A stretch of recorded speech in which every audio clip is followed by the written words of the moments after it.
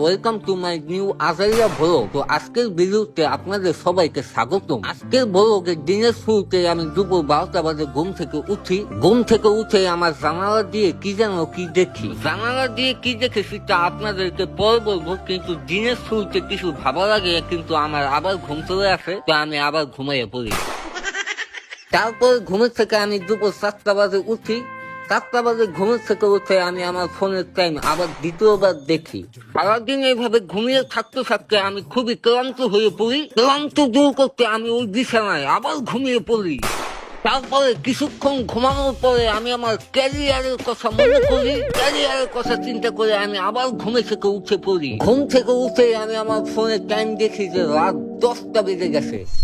তো গাইস, অনেক রাত হয়ে গেছে, তাছাড়া আমারও ঘুমের সময় হয়ে গেছে, এই জন্য আমি আবার শুয়ে পড়ি। তো গাইস, জানালার সামনে কি দেখেছিলাম তা